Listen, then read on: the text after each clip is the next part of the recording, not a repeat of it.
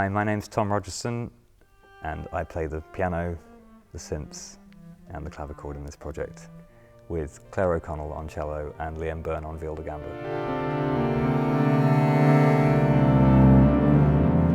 We've spent the week exploring the intersect of old, essentially Renaissance music, and what parallels it may have with 21st century music.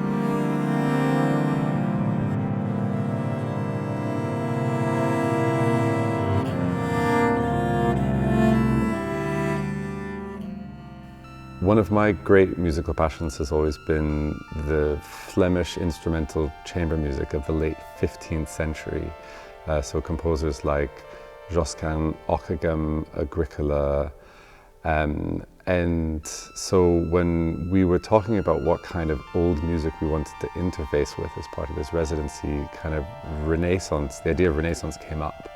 And that particular time in musical history was so exciting because there was an incredibly rich tradition of instrumental improvisatory practices that kind of bled into some very experimental and complicated compositional practices. The thing that we've been chasing musically is a way of operating that is a little bit unusual. It's not free improvisation, it's not structured composition, it's something that sits kind of in between, but which requires a really deep level of kind of trust, understanding and adaptability to each other.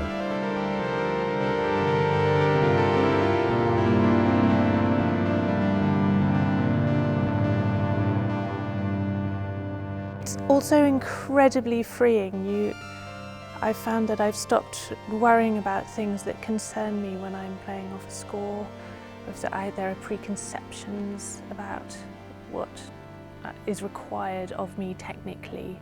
Somehow I'm able to let go of all of that and just to listen.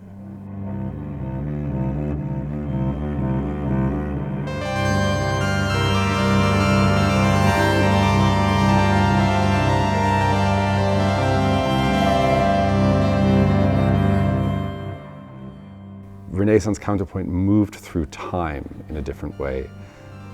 The medieval theoretician Boethius first, in fact, defined music as sounding motion. It's motion that makes a sound, and that was a concept that we kind of grabbed onto quite at the beginning of the week. And so our improvisation is not like with jazz or something where it's improvisation on top of harmonies or on top of chord changes. Our way of improvising is as these kind of three lines that are moving through space and interacting with each other in different kind of permutation. So there's a really interesting parallel there between the way that we like to improvise and the way that some of these late 15th century composers and instrumental musicians were working.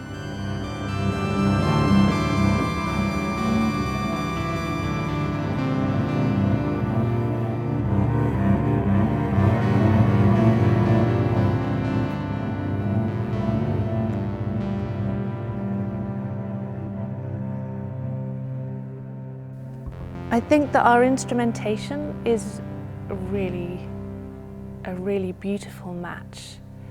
And it's incredible to be working with Tom, who has multiple keyboards at his fingertips and who has the capacity to do so much with sound and so much more than Liam and I can with our cellos and viola da gambas and bows. And this is actually, this week we've been forced to be braver and more experimental and search really quite deeply.